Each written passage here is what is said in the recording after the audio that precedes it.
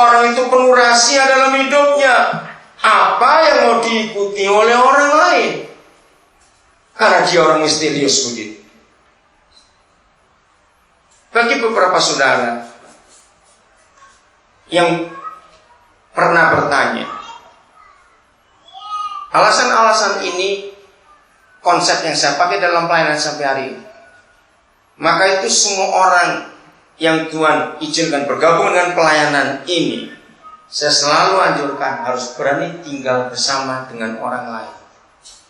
Karena dengan tinggal bersama dengan orang lain itu, kita gak bisa merahasiakan apa-apa dalam hidup. Kita jadi terbuka, kita jadi contoh dan semuanya. Saudara, jujur pada diri sendiri, sudah berapa jauh kekristenan kita menjadi Kristen yang Tuhan kehendaki dalam hidup? Ingat nih saudara, sangat berbahaya kalau ada orang Kristen yang tetap pada pendapatnya, menutup-nutupi, ada banyak hal yang dia nggak bisa terbuka. Akan sangat berbahaya. Periksa hidup kita, sehingga kita diketahui terbuka dan terang Tuhan akan bercahaya luar biasa dalam kehidupan kita. Bagian terakhir, supaya kita sungguh-sungguh hari ini diubah oleh Tuhan secara total, karena Tuhan mau menyatakan dirinya kepada dunia lewat kita. Katakan, maka kalau kita tidak jadi Kristen yang terbuka, Yesus Tuhan tidak akan pernah bisa menyatakan dirinya kepada dunia lewat kita, karena kita tertutup. Kita nggak mau jujur di hadapan Tuhan. Yakobus pasal yang kelima ayat yang ke-16. Kita sudah sering dengar pembacaan firman ini. Yakobus 5 ayat 16. Dan semua kita paling suka kalimat yang di bagian B, karena itulah harapan semua kita anak-anak Tuhan, supaya doa kita doa yang berkuasa. Amin. Bagian B berbunyi demikian: doa orang yang benar bila dengan yakin didoakan, apa hasilnya? Sangat besar kuasanya. Kita senang mengalami hal ini, karena begitu banyak kesulitan, begitu banyak tantangan dalam hidup ini. Tapi pernahkah kita mengetahui kapan kita jadi orang benar? Ternyata menjadi orang benar itu bukan karena dia rajin puasa. Menjadi orang benar bukan karena dia hebat dalam pelayanan, tidak. Tapi menjadi orang benar itu di kalimat mulai awal ayat yang ke-16. Karena itu hendaklah kamu saling mengaku dosamu dan saling mendoakan supaya kamu benar. Jadi seharusnya bukan kata sembuh yang ditulis, tapi supaya kamu benar. Tapi kalau ada orang yang ngotot senang dengan kata sembuh, tidak apa-apa. Tapi kalimat berikut harus diganti juga. Kalau orang itu mempertahankan kata sembuh, maka kalimat berikut dan doa orang yang sembuh, supaya ini tahu artinya. Maka itu hampir semua orang Kristen dalam ayat ini, mengapa diberi tanda, diberi garis bawah, hanya mulai doa orang yang benar? Mengapa tidak diberi tanda dari atas kalimat pertama ayat 16? Karena memang tidak nyambung antara sembuh dengan benar. Sembuh itu bicara penyakit, benar itu bicara penebusan.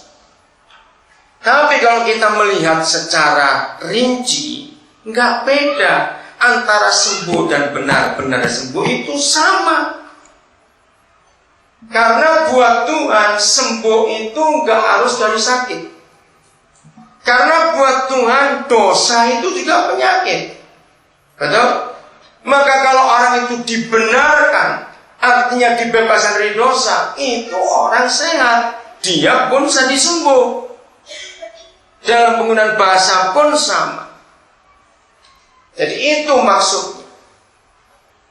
Jadi kita tidak akan jadi orang benar kalau kita nggak terbuka, nggak saling mengaku dosa, dan nggak saling mendoakan. Saudara, semua kita percaya jauh lebih indah, lebih mudah, lebih enak, lebih pas, lebih aman mengaku dosa kepada Tuhan daripada kepada manusia. Ya atau tidak? Ya atau? Kalau kita ngaku dosa kepada Tuhan, wah bisa ngakunya bebas sudahlah. Tapi percaya, dosa yang kepada Tuhan kita harus akui kepada Tuhan. Tapi dosa yang kepada manusia kita harus akui kepada manusia. Maka itu mengapa dalam Yohanes 20 ayat 23, yang belum tahu silakan baca.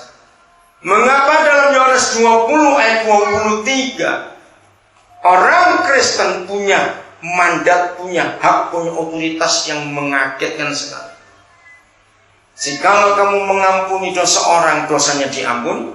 Dan jikalau kamu menyatakan dosa orang tetap ada, maka dosanya akan tetap ada. Wih, hebat sekali. Siapa kita bisa ngampuni dosa orang? Nah, ayat ini terjadi karena kita melihat ayat Yakobus 5 ayat 16 tadi. Jadi saudara saya bisa mengampuni dosa orang. Kalau orang itu berdosa kepada manusia, dosa kepada kita, dan dia mengaku, kita memaafkan, maka orang itu diampuni. Tapi kalau kita nggak mengampuni dosa karena kita dendam, kita kecewa, kita iri hati, kita difitnah, kita dirugikan, lalu kita nggak mengampuni, ingat, dosa orang itu tetap ada. Tapi yang lebih celaka lagi, dosa kita pun tetap ada.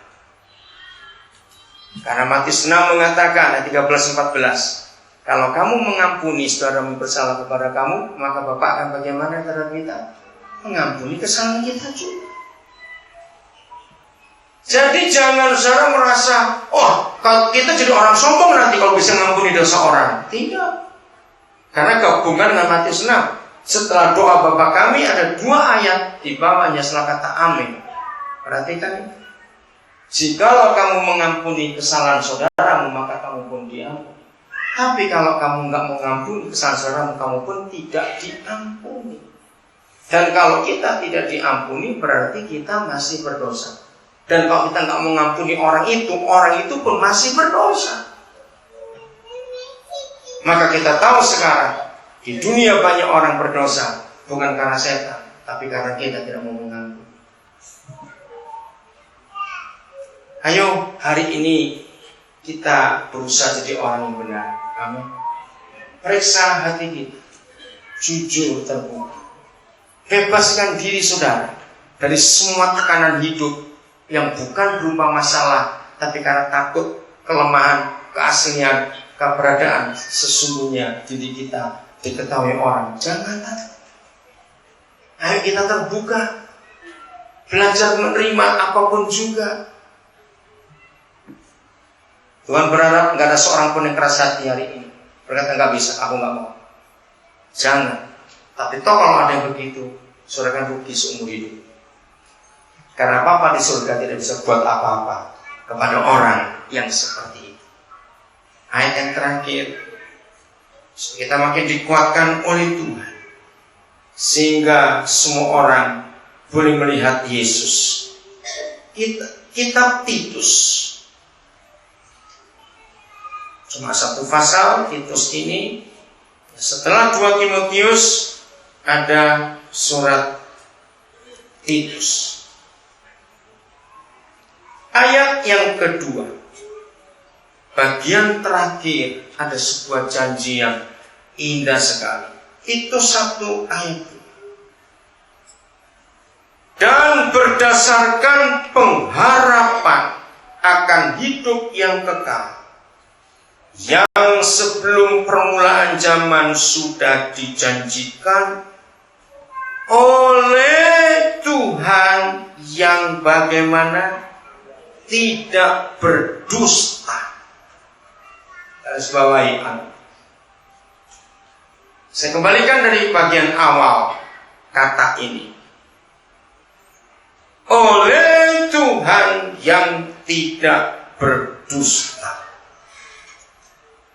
Maka kalau ada yang kecewa dengan Tuhan sampai hari ini, ya kenapa dia nggak mau tolong saya? Kenapa yang lain dia tolong saya tidak? Maka Tuhan bicara kepada kita hari ini, jangan salahkan Tuhan. Periksa hati saudara. Karena dia hanya baik kepada orang yang apa tadi? Yang tulus dan murni hatinya. Kita periksa hidup kita. Kalau sampai Tuhan bisa berdusta, karena kita anggap dia berdusta, karena dia menolong orang lain, kenapa aku tidak? Pasti ada hati kita yang tidak beres. Renungkan ini supaya kita mulai hari ini bisa mewakili Yesus di dunia, dan orang-orang bisa lihat Yesus lewat kehidupan kita. Mari kita menghampiri Tuhan.